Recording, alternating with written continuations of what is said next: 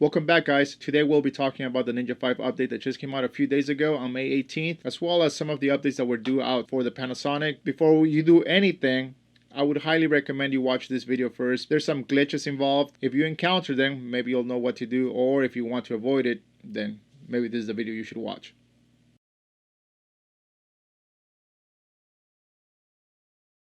Let's update the current firmware from 10.31 to 10.4. The update process is the easy portion.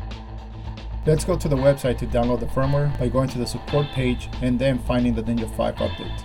And the not so white paper tells us what the major upgrades are, but most of us only care about a few of these items, like continuous power that allows a hot swap of batteries and calibrating the audio between your cam and using the Ninja onboard analog mic inputs. Let's get the hard drive ready for the firmware by formatting the Ninja 5 and then transferring the firmware file from the computer to the drive.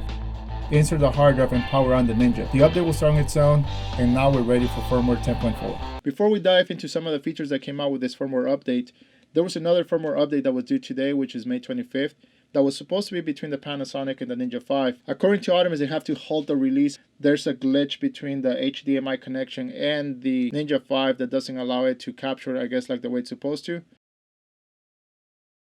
The microphone input on the Z6 goes directly to the Ninja 5's headphone jack. The Ninja 5 will start sending tone signals to the Z6, and that's how it syncs the process of recording. Let's go to the audio tab of the settings within the Ninja 5. Since we already have the cables connected like we're supposed to, all we need to do now is just press calibrate. It takes about a couple of seconds and you're done. And that's it. And that's the whole process of calibrating your camera with the Ninja 5. This is where things go a little off. There's some issues here, and the issue that I've encountered personally is slowing down.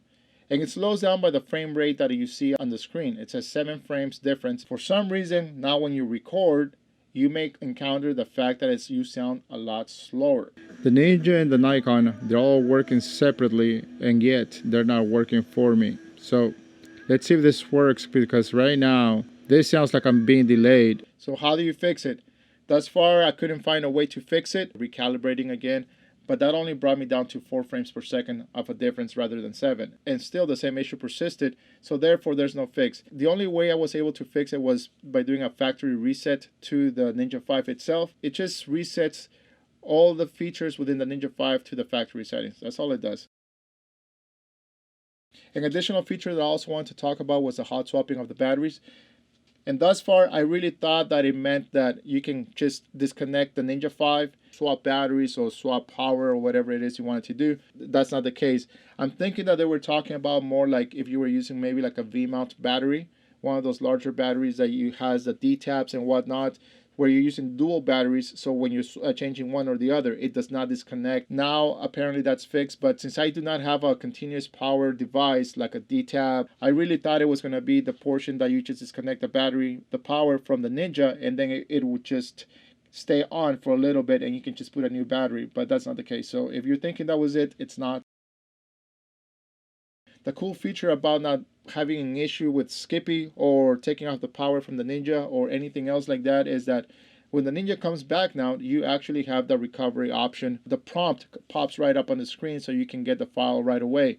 If you happen to ignore it or let go of it, when you press play on the Ninja 5 again, it'll pop again letting you know that you have a file that's waiting for you to recover. And if you want to, you can press OK and it'll recover that file, all the difference between of drop frames that happen in that transition.